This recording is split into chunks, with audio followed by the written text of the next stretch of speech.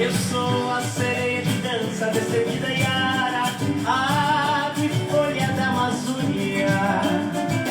Sou a sombra da voz da matriarca da Roma Negra. Você não me pega, você nem chega a me ver. Eu sou de cega careta. Quem é você que não sentiu o swing em Salvador? Que não seguiu o Odum balançando o pelo? E que não riu uma risada de Endilopô? Que não, e nem disse que não. Sou um preto norte-americano forte. Boa noite, gente, tudo bem? É um prazer estar aqui com vocês. Oi, Leia, oi, Fernanda. Tudo bem com vocês, gente? Uma quinta-feira maravilhosa, como sempre. E agora com o Leon. Boa noite, Leon. Tudo bem, meu querido? Oi, boa noite.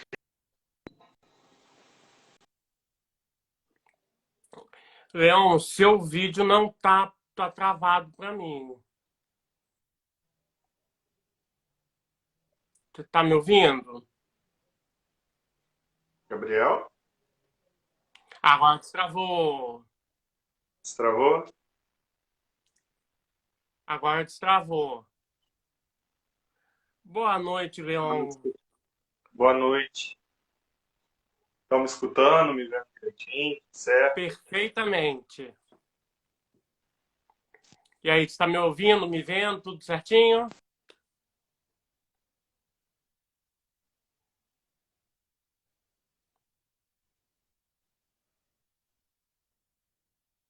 Agora travou de novo. Essa quinta-feira, gente, hoje assim, com uma notícia muito triste, a questão do rapaz, né, que foi morto por policiais federais, né, assim, uma coisa que não dá para imaginar que ainda aconteça, né, infelizmente. Agora você voltou, Leon. Voltei, acho que agora eu mudei a internet aqui porque eu acho que estava dando problema, acho que agora vai segurar melhor. Leon, por que você escolheu essa profissão de ser psicólogo, meu querido?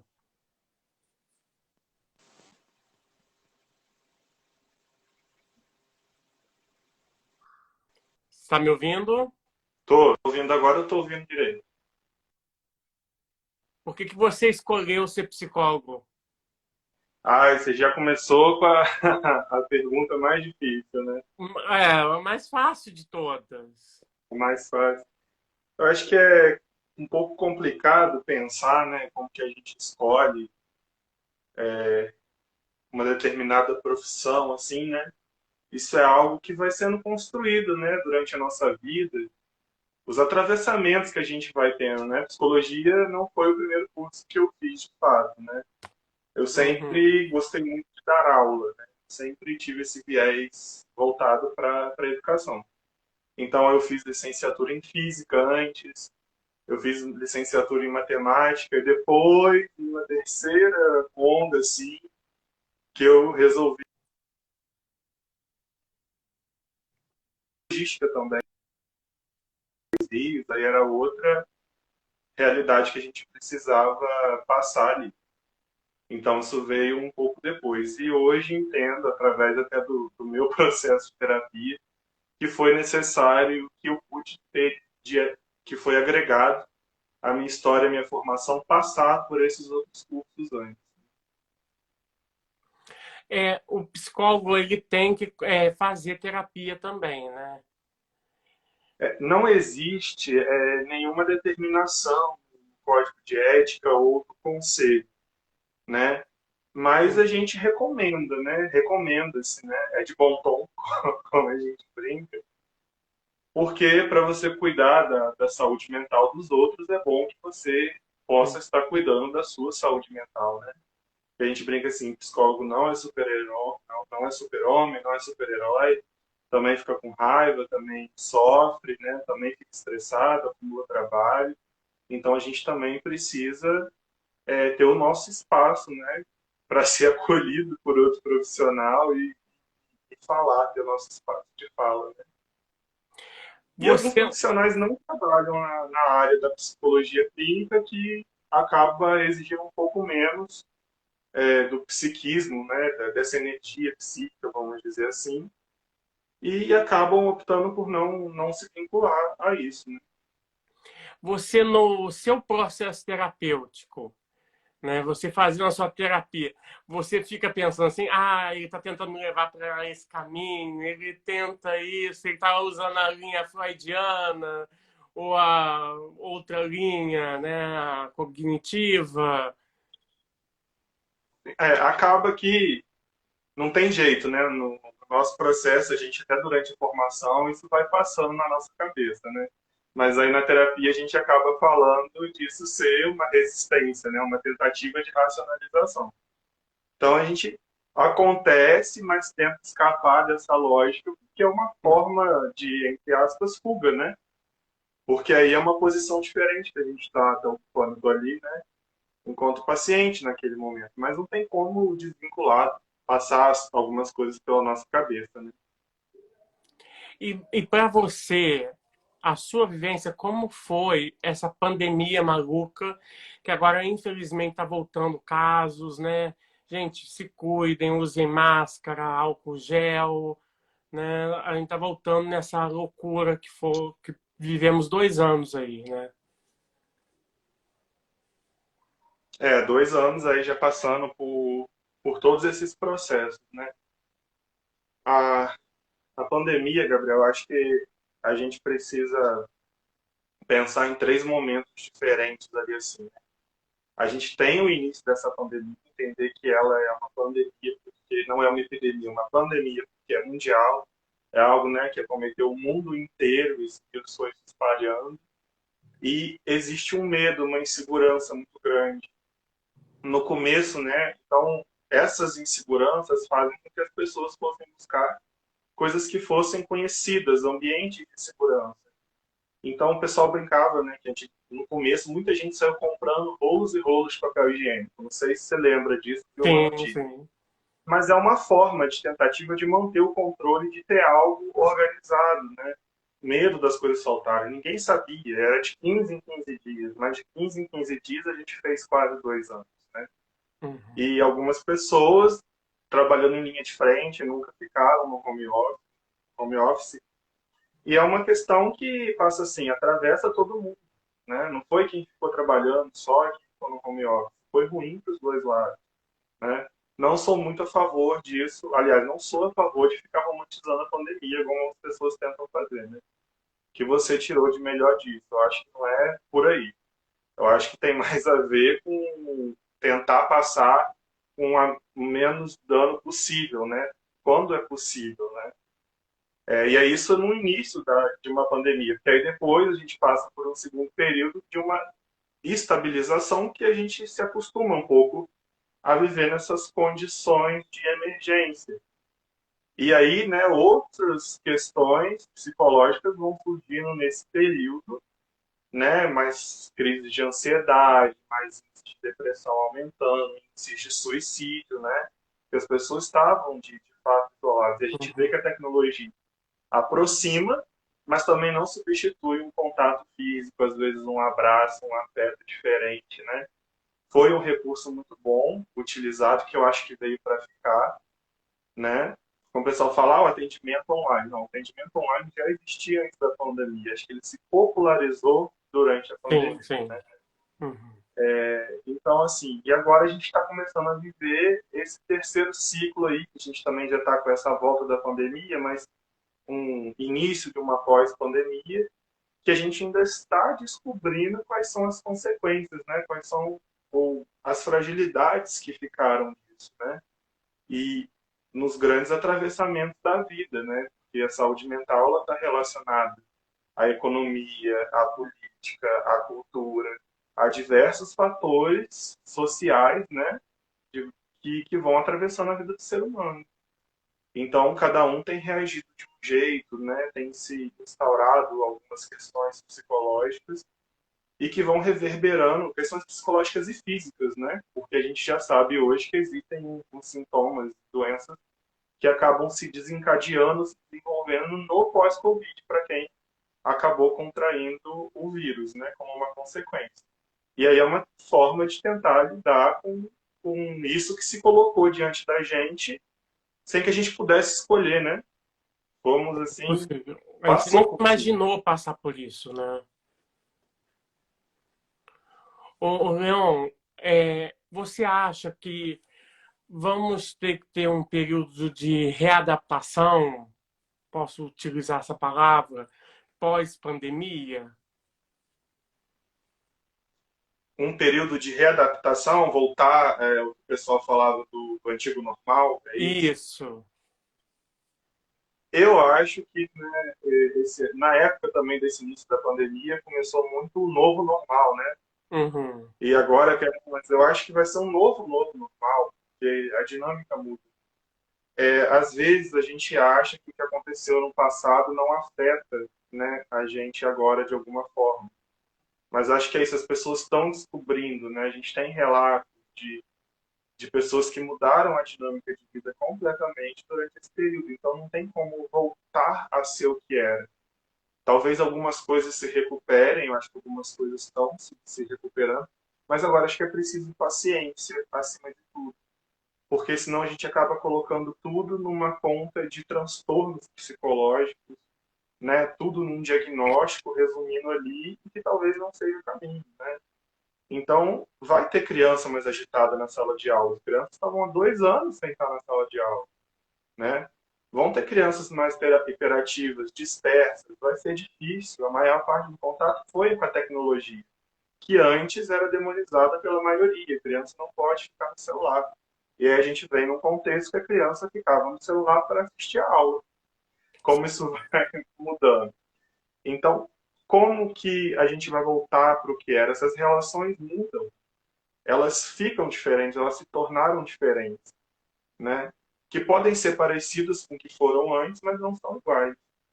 E o diferente ele pode assustar, mas ele também pode produzir muitas coisas boas e novas possibilidades também. Eu acho que uma nova possibilidade, do meu ponto de vista, Leon, foi um pouco da quebra do preconceito do estudo EAD, né? Porque a gente chegou numa época que só funcionava o EAD, né? Que é o ensino à distância, né? Então, assim, ou muita gente que tinha resistência e preconceito viu que funciona, bem feito, organizado, funciona, né? Infelizmente, a gente sabe a questão econômica do país. Nem todo mundo tem acesso à internet, tem acesso a poder assistir aula, ter contato com o professor e tal. A gente sabe que tem isso, mas a gente vê que é algo que veio e veio para ficar, né? Que já, como você disse, já existia antes e que agora se popularizou, né? E a gente acaba pensando também, né, em como, claro, a gente não abrange toda a população, não tem como. Uhum. A gente ainda tem uma estrutura de conexões no Brasil que ela ainda é precária, ainda tem lugares que a internet não chega, né? Tem lugares que as pessoas não têm acesso ainda, e assim, nem tão longe da gente, dentro das nossas cidades, isso acontece, nos bairros, né? Mas, por outro lado, né, a gente pode pensar também numa certa até economia, né? Durante o início da pandemia, tiveram aquelas lives, né? Então, assim, você poderia ter acesso a diversos conteúdos que você não tinha possibilidade de ir, seja por custo de viagem, Uhum. congressos internacionais, né? Então, em algum ponto, isso acaba se percebendo que há um saber que é transmitido, há uma conversa que pode ser feita, né? Então, algo pode ser, de fato, produzido, né? Isso facilitou algumas reuniões, aquela brincadeira que todo mundo fazia, essa reunião poderia ter sido um e-mail, né? Uhum. Então, talvez pode, não precisa se deslocar tanto para isso, né? essas coisas talvez ajudem a gente a dinamizar um pouco no sentido de. Aí a gente tem que ter o cuidado de dinamizar isso, otimizar esse tempo, mas não para se assoberbar de mais trabalho, mas sim para poder criar, né, ter um espaço de tempo que se possa produzir lazer, autocuidado, saúde mental. Porque a nossa tendência numa civilização capitalista, né, é se produzir cada vez mais. A gente precisa olhar para o lado do ser humano, para o lado do cuidado. Bruno, daqui a pouquinho eu vou fazer essa pergunta que você pediu aí, tá? Leon, como é coordenar uma PAI? É, essa daí é. Olha, eu posso te dizer que eu acho que eu tenho descoberto isso a cada dia, porque todos os dias são uma novidade, né? Eu brinco que tem, né, eu até falo isso com alguns pacientes, que eu poderia pegar uma receitinha, falar, olha, se você fizer isso, isso e isso, você vai melhorar disso, disso e disso. Não funciona assim, a gente não é um robô, a gente não é uma máquina. E acho que a gente pode pensar nisso também numa instituição, não é uma máquina, ela é viva. Ela é um organismo vivo que vai existindo e as coisas vão acontecendo, né? Então a gente chega, tem uma determinada questão burocrática para verificar, um projeto para escrever, mas aí eu chego ali na porta, eu dou um bom dia para uma mãe, eu vejo que esse bom dia que ela me deu tá esquisito, eu tenho que dar 2 passos para trás e falar assim, mãezinha, tá acontecendo alguma coisa? Ou ela vai me parar, Leon, estou precisando conversar com você. Algum assistido, usuário do serviço pode chegar e falar, Leon, estou precisando conversar, estou com uma ideia, quero te dar uma ideia. Que a gente fala, né, a gente trabalha muito isso lá assim, a gente está aqui por vocês. E eles têm vez e voz do que eles querem. Então, quando a gente escreve um projeto, é um projeto que eles escolhem, com atividade que eles escolhem. Se não está legal, eu falo, me chama para falar que não está legal, que não está gostando. Porque seria muito fácil pegar e falar assim, não, vai ser assim com o final. Seria muito mais tranquilo, mas não é o correto se fazer e, e não estaria fazendo sentido, né? Justamente na busca de uma autonomia e um lugar de fala para os usuários, né? No caso da PAI, o público-alvo, pessoas com deficiência.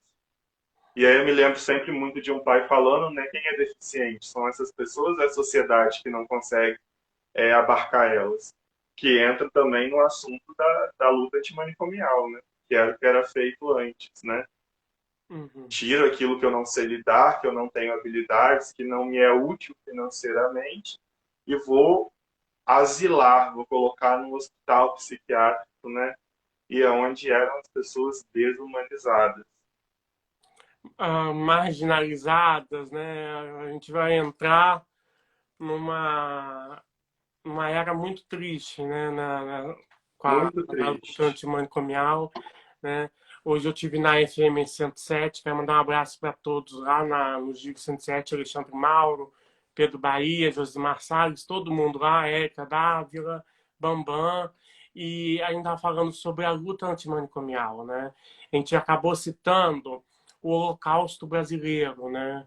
Que aconteceu aqui em Minas Gerais, tem um documentário, 60 mil mortes, né? Então, assim, é uma história muito triste, né? E o Brasil tem uma história de querer excluir aquilo que ele não sabe lidar, né? O que é diferente para a sociedade, a gente exclui, vamos dizer assim.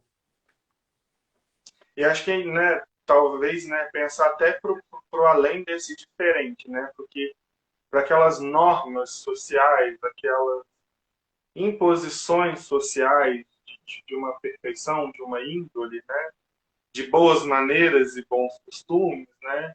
Então, né, desse do Holocausto, a gente, né, lá que é Barbacena, a gente tinha o Trem dos Loucos. Você já ouviu falar do Trem dos Sim, Loucos? Então, eles colocavam as pessoas ali e despejavam Barbacena, né, assim. E quem que eram essas pessoas? Quem que eram esses loucos? Eram pessoas que eram mulheres que tinham. O marido cansou dela, arrumou uma mais nova, jogou para lá para esse trem. Uma que não, as mulheres que não tinham, eram inférteis, né? Hum, ou que começavam a dar muito trabalho, falar demais, né? Eram pessoas de rua que não produziam, e acabou-se que era depositado por um contexto completamente patriarcal, né? Nessa sociedade, assim, uhum. naquela época, principalmente, foi se produzindo esse tipo de coisa. Alguém que tinha filho antes do casamento, né? Que foi violado, É, né? Enfim, um filho diversas. homossexual, né? Não era aceito. Filho Um filho que homossexual, usasse drogas, né? uma pessoa com deficiência, que tinha alguma deformidade. Então Uhum. eram vários os casos assim de situações absurdas, né? As pessoas eram colocadas e só. E a gente fala muito de Barbacena, desse Holocausto, tem um livro muito bom, inclusive, sobre ele. A gente teve outros hospitais psiquiátricos no país que Sim. tiveram, ainda assim, mortes em números muito maiores, como no Rio de Janeiro, né? E aí, por isso que, com esses vários acontecimentos que foram vindo, começou-se a pensar assim, não, peraí, o que está acontecendo, né? Então, alguns profissionais, vendo aquelas realidades, começaram a se incomodar com aquilo, porque começaram a ver, por exemplo, nas fichas, né, alguns sintomas que não condiziam com uma situação de transtorno, de sofrimento psíquico, de doença mental, né? Porque a gente hoje o hospital, né, a partir de 1970 e pouco, ele foi instituído enquanto um local de cuidado, né, responsabilidade do governo. Mas antes disso, a gente tinha uma característica de acolhimento, era algo muito da igreja, né, de Hum. cuidar dos feridos e tudo. Então, naquela época ainda, né, a gente tinha uma outra configuração. Mas aí, quando passa, né, para essa responsabilidade do Estado, a gente vai vendo uma superlotação, a gente chega, né, até mais de 100 mil pessoas asiladas, que é um número muito grande, assim, A gente e em falando. situações desumanas. Né? O leito de chão, que era aquela cama de palha, 3 pessoas dormindo na mesma cama, gente pelada andando pelo local, e assim, Com sem fome, higiene, né? com fome, sem higiene, dando banho frio.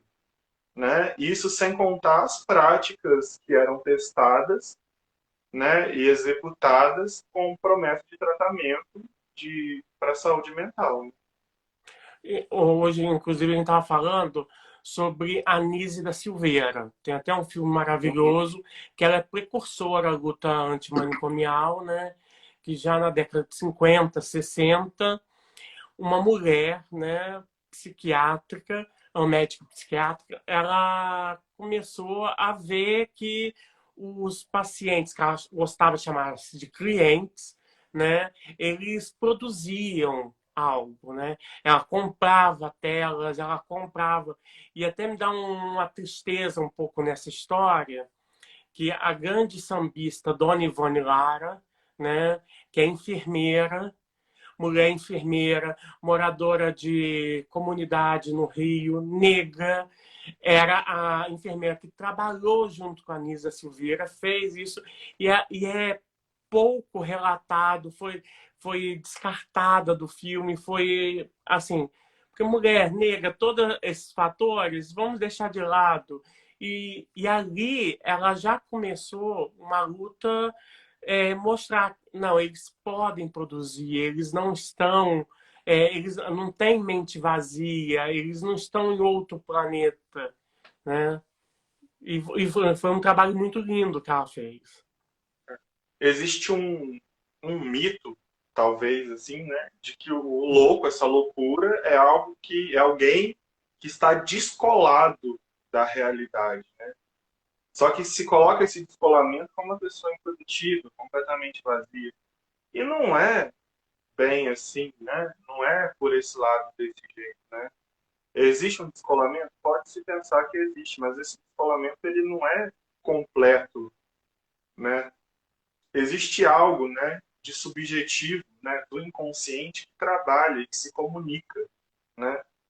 Então ali através das artes e você vê assim, esse filme é maravilhoso. Você vê claramente assim como que as pessoas que passam, né, por uma situação às vezes até de um estresse muito grande acabam abrindo algum tipo de quadro psicótico vão aos poucos, através da arte, e a arte, quando a gente coloca, não é só pintura, é música, poesia, teatro, as artes, de uma forma geral, podem contribuir para a organização psíquica do sujeito, né? Então tem um lado do filme que ele começa desenhando bolas e bolas e bolas, e rabiscos, e ele vai aumentando essa imagem, né? Ampliando essa imagem até o momento que você vê que ele constrói um quadro de uma sala que era a sala onde aconteceu uma situação de abuso na vida dele. Uhum. Então isso aos poucos vai sendo organizado, né? Eu tenho uma frase do José Saramago, né, que o caos é uma ordem por decifrar. Então é algo que está por vir. Existe uma lógica, né? Porque a gente não entende que é uma bagunça, porque a gente é uma lógica diferente da nossa. Né? E aí também desses atores da reforma psiquiátrica, né, a gente vem de uma influência muito grande a partir do Franco Basaglia, que era italiano, né? Então, a partir dessa... Quando existe uma lei, foi até criada uma lei, a lei ficou conhecida como Lei Basaglia na Itália, né? Uhum. Que é uma lei 180. Foi a partir dessa lei que desinstitucionalizava, fechava os hospitais psiquiátricos na Itália, e a galera na Fiocruz hoje, Paulo Amarante e outros entusiastas aí, sim, né, estavam inspirados nisso, até que se foi criada, né, a lei no Brasil. Né? E a reforma psiquiátrica no Brasil, que foi só em 2001, na verdade, né? Que, né, abolindo esses leitos, né? Então, como você vê, a gente tem uma rede nova ainda, jovem, né? Ela Sim. só está saindo da adolescência ainda, né? E pensando nessa substituição desse modelo asilar, que eu brinco que é exilar, que a intenção é justamente Uhum. pôr a parte da sociedade, mas pensar essas pessoas que fazem parte da sociedade, a gente tem que encontrar formas de inserir, porque eles têm direitos sociais, né? Têm direitos humanos. Então a gente vai pensar na saúde mental como uma forma de produzir liberdade e autonomia dentro da possibilidade da realidade de cada um. E aí que entram os instrumentos substitutivos, né? A Uhum. rede de apoio, a rede de atenção psicossocial, a RAD. Então a gente tem os CAPs, residências terapêuticas, né? A própria UPA, todos os instrumentos dos dispositivos da saúde do SUS fazem parte dessa RAD, Sim. que é a rede de atenção psicossocial. E aí, a partir daí, você vai trazendo de volta liberdade, autonomia, autogestão, dentro da possibilidade, reestruturação de vínculo familiar, né? E aí são vários trabalhos que podem ser realizados. A Carlinha Mello aqui lembrou muito bem a questão aqui do filme também, O Bicho de Sete Cabeças. Um beijo, Carlinha. Uhum. E voltando agora para a PAI, né?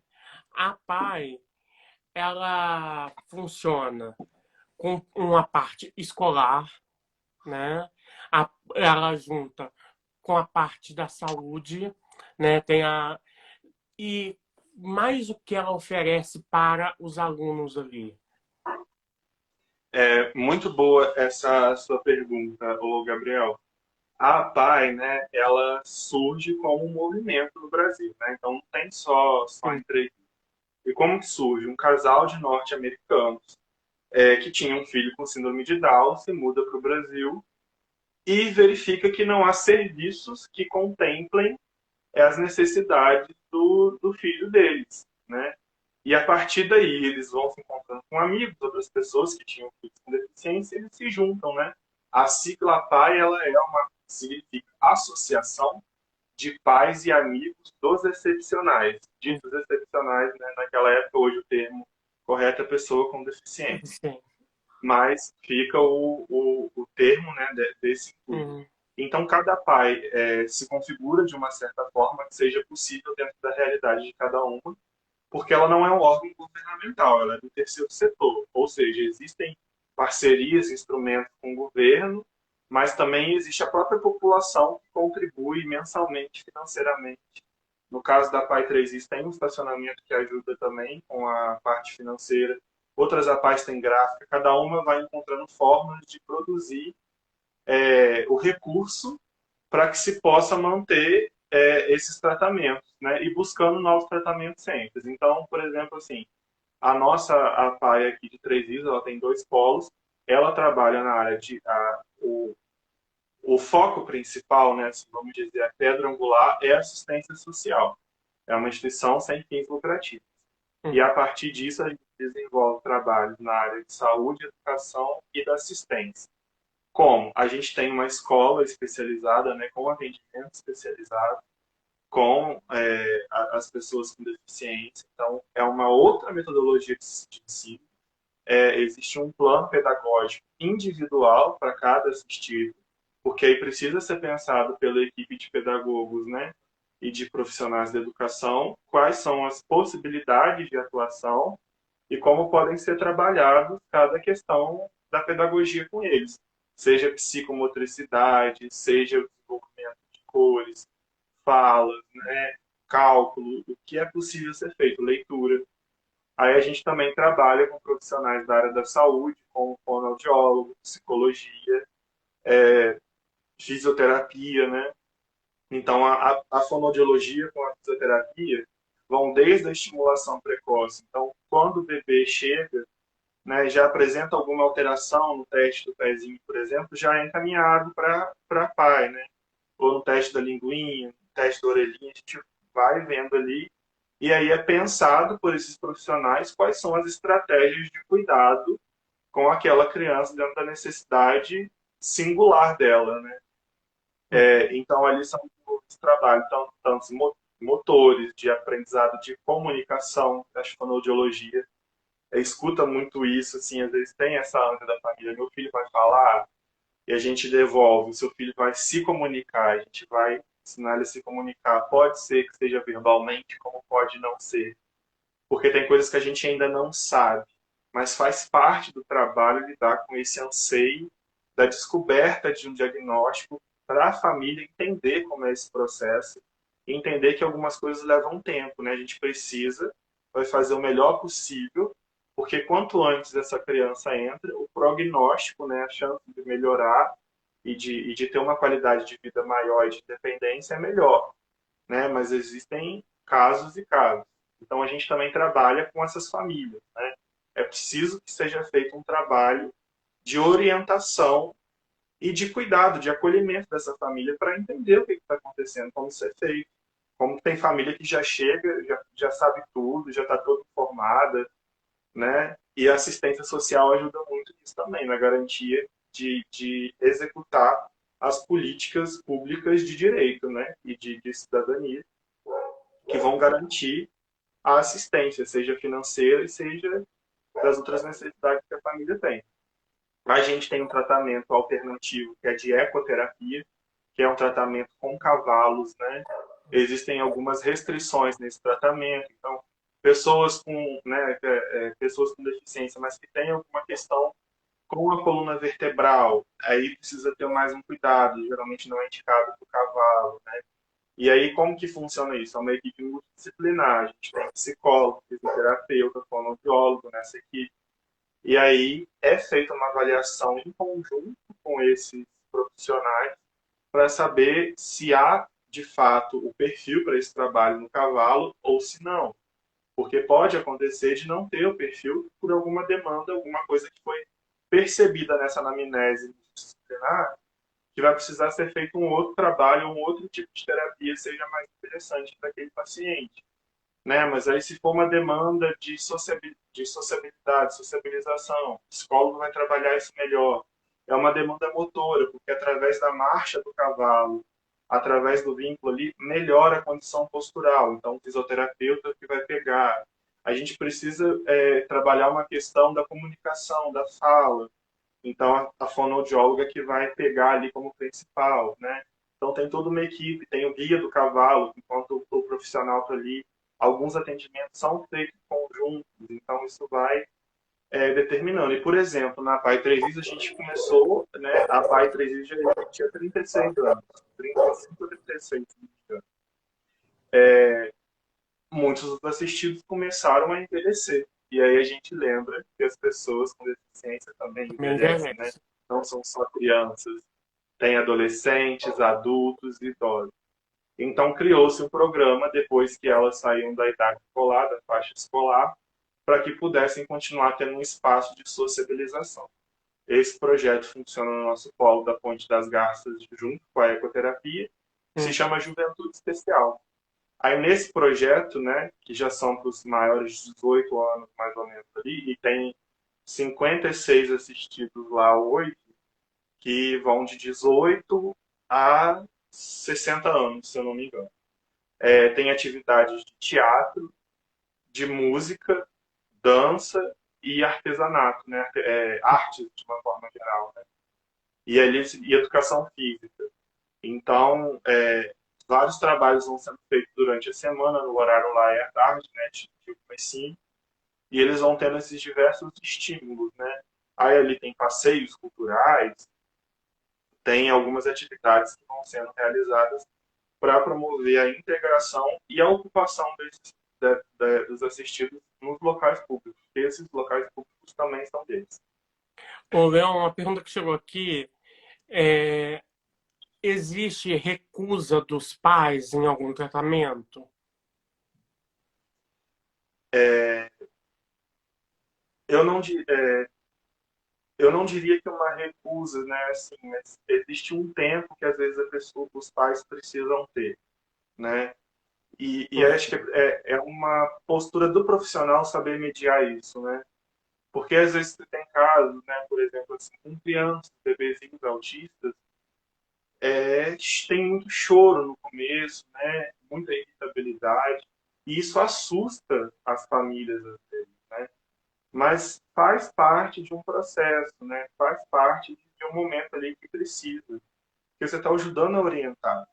E aí você está fazendo uma pessoa fazer algo que ela não quer muito, né? Acho que eu brinco assim. Então, às vezes é ter uma certa paciência. Acho que a postura do profissional que ajuda bastante nessa angústia, que eu acho que é essa que é a palavra, é uma angústia da família dos pais, né? E entender o que é preciso ser feito. E aí, daqui a pouco você vai vendo que vai mudando um pouco essa postura, vai aceitando melhor, às vezes, o diagnóstico, que às vezes, né, por exemplo, o diagnóstico de autismo não é fechado do dia para a noite. Ele leva um tempo para ser pensado, para ser articulado, mas isso não impede que algumas coisas que já estejam sendo vistas já seja trabalhado com aquela criança, né? E o autismo é muito singular, né? Tem muitas coisas que podem acontecer ali. E cada um é cada um. Então a gente precisa pensar de uma forma, eu gosto muito dessa palavra, Gabriel, singular, que ela é realmente pensada no um a um, para cada o que ela está precisando e está precisando agora, nesse momento. Porque a necessidade de hoje é uma, daqui a um mês pode ser outra, então eu vou precisar rever. Tem uma amiga aqui que tá falando, escreveu para mim aqui, que muita gente manda mensagem no privado. Eu deixo aberto aqui, o pessoal já sabe, falando do Marcos Mion, né? Que ele tem um filho e é muito legal o trabalho que ele faz nas redes sociais, com o programa dele, que é não esconder o filho dele, né? Teve até uma época, eu lembro, que ele foi muito criticado, que ele viajou com os outros dois filhos dele e não viajou com o Romeu, que tem espectro autista, né? Assim que fala, né? Aí ele falou assim: não, tenho três filhos. Então, dois queriam ir para Disney, um não. Então, tem a hora de cada um, porque cada um é singular. Então, eu tenho três filhos, eu tenho que tratar eles da forma que eles querem, né? Então, tem a hora de cada um. Isso é muito E tem a bacana. vontade de cada um, tem o interesse, o gosto, né, Exatamente. de cada um. Né? E Tem assim, gente que gosta, pode falar. tem gente que gosta, né, de Uhum. música, mas vai detestar a arte, ou vice-versa, né? Então acho que é pensar, mas é singularidade mesmo assim, né? Porque tem gosto, Uhum. assim. São pessoas, né? São Tem seus pessoas. desejos, suas vontades, suas dificuldades de lidar. Uhum. A gente tem dificuldade de lidar com algumas imposições da vida. Então a gente tem que tentar mediar isso da melhor forma possível. Eu vi um. Assim que o filho do Jô Soares faleceu, eu não lembro qual patologia que ele tinha, o diagnóstico clínico, médico, não sei. Mas ele falou assim, me acusavam de esconder meu filho. Mas meu filho não gostava de aparecer. O artista na família sou eu. O meu filho gostava de outras coisas, ele gostava de ouvir ópera, ele gostava. Então, eu respeitava ele. Então, assim, foi um depoimento muito bonito a entrevista que ele deu, falando do filho dele. Você, eu nunca escondi meu filho. Mas como ele não quis, eu não botei ele no holofote. É simplesmente assim, que cada um é singular, né? Essa palavra é linda mesmo, né? Assim, porque, assim, até nós, vamos dizer assim, ditos normais, né? Vamos dizer, é tão feio falar isso, nós somos singulares, né? Não existe ninguém igual a ninguém. Então, assim, por que a gente marginalizar, excluir? Eu não, assim, é muito difícil a gente entender isso, né? Então, pode falar. Eu lembrei de, você tá falando disso aqui, a minha cabeça ela é um turbilhão assim. Aí eu lembrei de Vygotsky, que como na verdade ele é uma outra formação que tem um nome que tinha, existia essa faculdade, mas nem existe mais. Acho que é pedologia, se eu não me engano, uma coisa assim. Hum, Mas o Vygotsky ele é um dos autores da psicologia assim, que mais se popularizou no meio da educação, né? Ele e Piaget. E tem um texto muito antigo dele, um artigo muito antigo dele, que fala exatamente disso que você está trazendo, dessa né, gente dito normal. Mas o que é normal? A gente pode entrar nessa. O que é ser normal? É ser produtivo para um sistema capitalista que te impõe cada vez mais trabalhar? É conseguir sustentar esse sistema, né? É conseguir trabalhar 8, 9, 10 horas por dia, 7 dias por semana? Isso que é ser normal? Né? O que é isso? Será que por exemplo, a gente pode citar o exemplo das pessoas das pessoas surdas, né? Se desenvolve, a deficiência está em quem? Nele que não consegue falar ou em mim que não consigo me comunicar pela linguagem de sinais? E o meu interesse em aprender essa outra forma de comunicação, que é a primeira língua para eles? Né? Então a gente é uma sociedade, nós evoluímos e conseguimos, porque o que a gente faz é burlar a natureza, né? O lado natural. A gente vai construindo coisas para melhorar e para se capacitar. A gente não consegue fazer uma coisa, a gente constrói um instrumento, né? A gente constrói algo para que se possa fazer, né? uhum. Então, até que ponto, né? Falta a gente se interessar por essas pessoas, né? Por entender esse outro lado, esse outro ponto de vista, essa outra forma de agir. Não é porque eu faço de um jeito que esse jeito é certo, cada um tem jeito de fazer.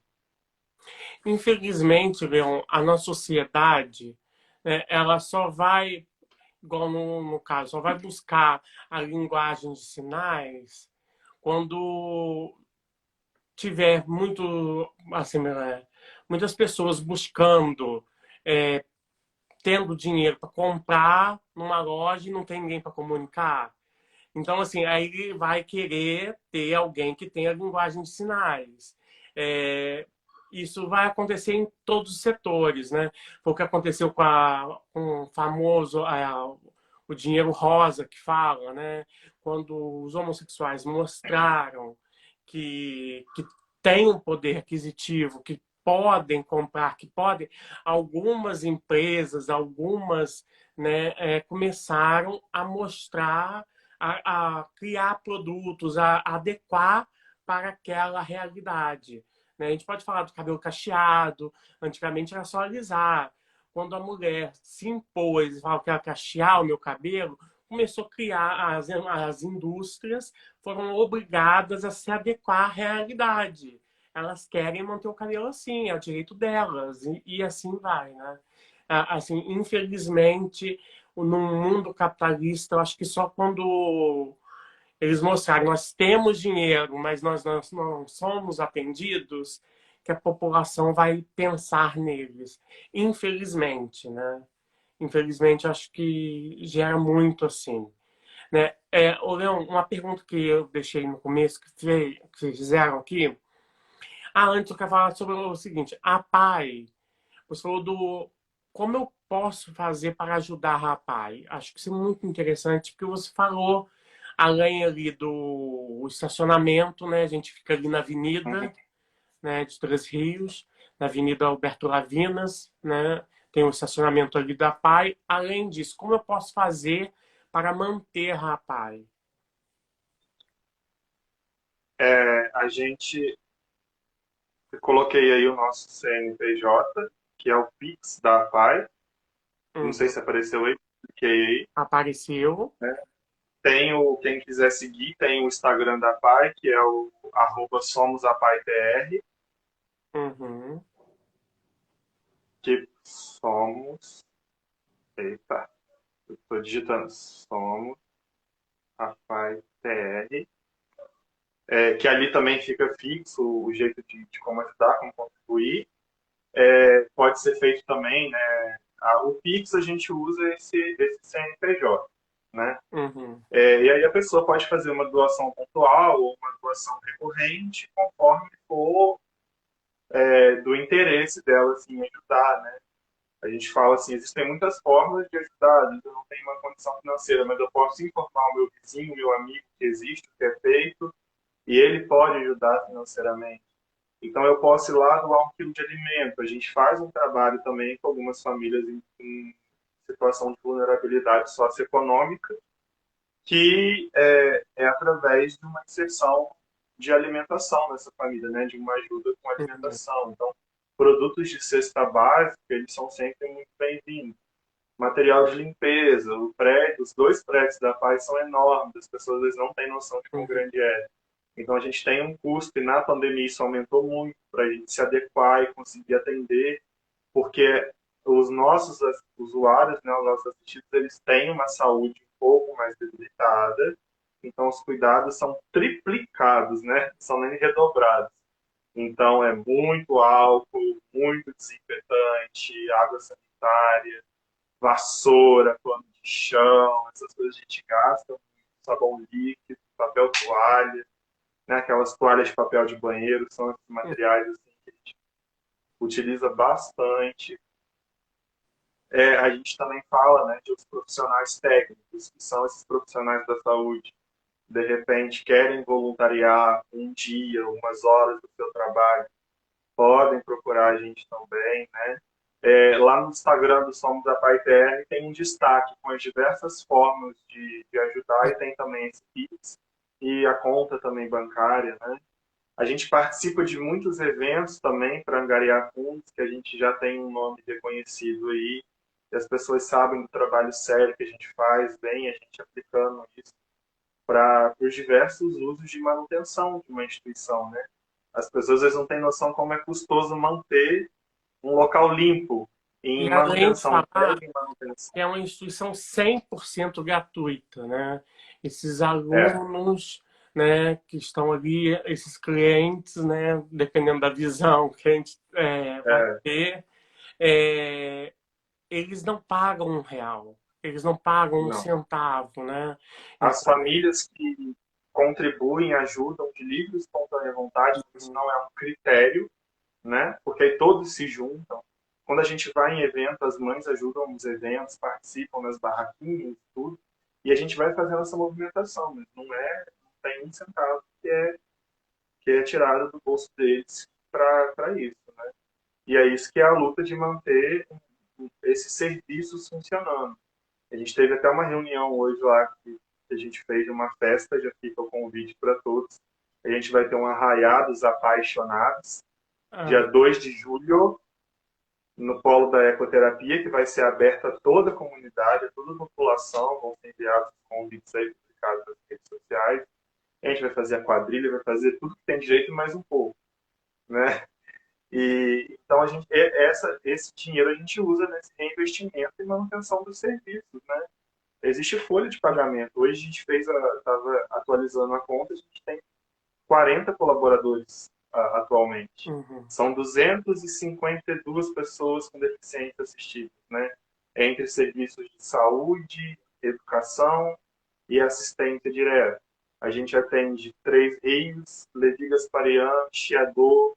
Então a gente, né, pega porque Três Rios é uma cidade satélite, né? Sim. A gente tem essa característica também, né? Os alunos que são matriculados na escola, através até do município, têm a merenda escolar, né? Então é servido o almoço para esses alunos. Os assistidos que estão no período da tarde no projeto têm um lanche, né? Que é variado, que vai desde bolo, café, café com leite, todinho, suco, salada de frutas, gelatina, pão, cachorro-quente, né? Cachorro-quente de carne moída, que a gente não usa mais a salsicha, porque não é recomendado pelos Uhum. nutricionistas. Então, a gente tem esse cuidado também de pensar em alimentos que contribuam nutricionalmente para os assistidos. Então, tudo isso dá muito trabalho e tem custo, né? Eu já fui em jantar. Tem a alimentação dos animais, da ecoterapia dos cavalos, né? Uhum. Capim, ração, remédios, né? Porque cavalo servia Você é super doente, veterinário também, fica doente, né? veterinário, tudo. Tudo isso envolvido, né? Se depois você manda o convite que eu quero publicar aqui, tá, Leon? Assim, Pode deixar. vamos estar lá no Arraiá dos Apaixonados. Amei o nome, lindo. É, Leon, ano passado foi em live, tem até uma live do Arraiados Apaixonados salvo no perfil da PAI, que a gente fez em live, ficou com medo de não dar certo, mas eles adoraram, teve uma participação gigantesca das famílias. A gente mandou o kit para as famílias em casa, né? A gente conseguiu uma parceria. Aí foi canjica, foi. Nem lembro mais direito se foi. Foi um bandeirinha, um pouquinho de bandeirinha. As famílias em casa montaram o seu arraiá, cada um. E aí participaram da live, mandaram fotos, foi bem bacana. gente, é um trabalho maravilhoso, né? Eu quero aqui mandar um abraço para toda a equipe APAI, né?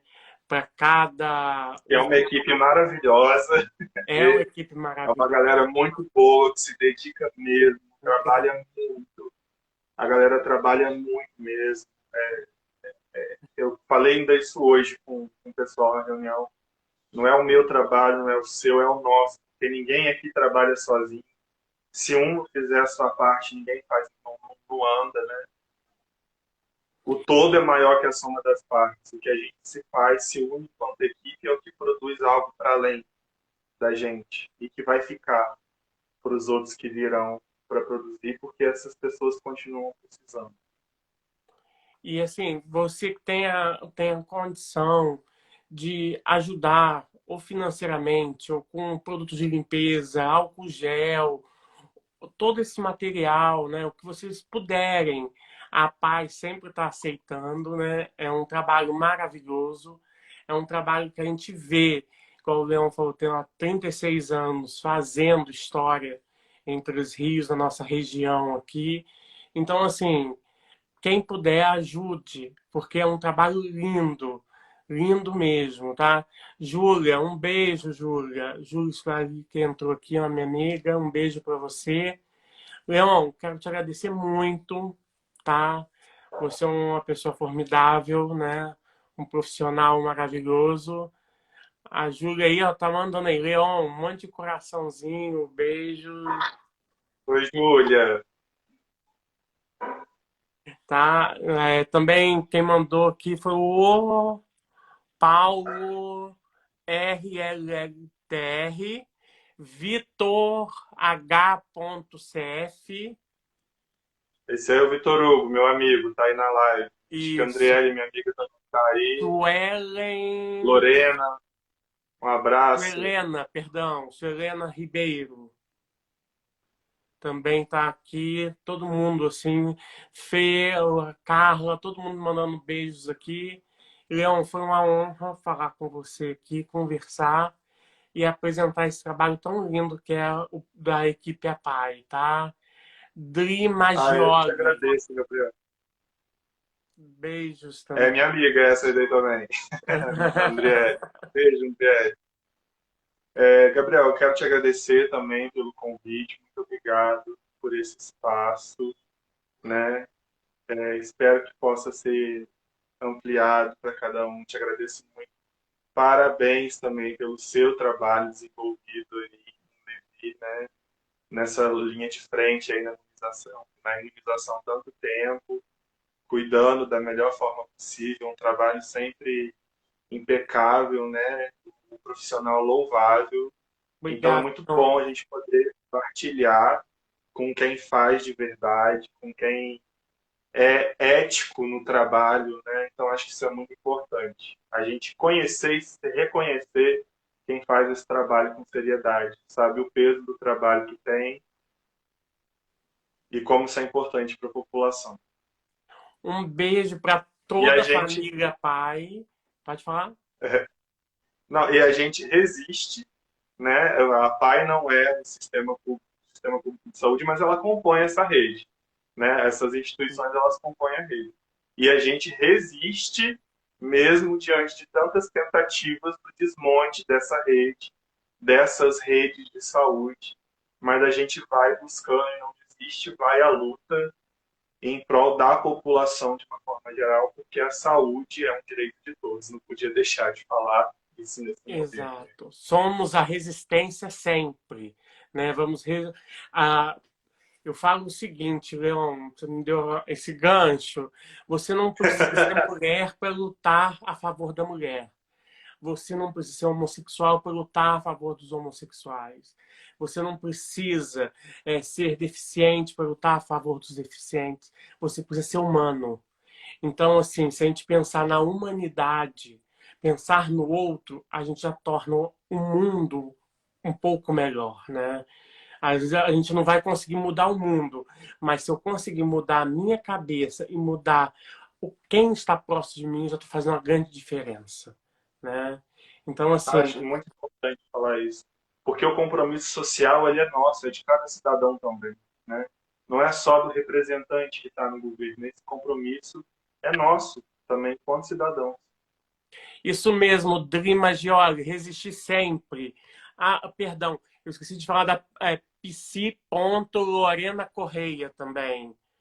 Um beijo aí, todo mundo. Família Pai, vocês são maravilhosos, assim. Eu tenho certeza que temos aí 400 pessoas batendo palma para vocês, tá? Muito obrigado, Leon, tá?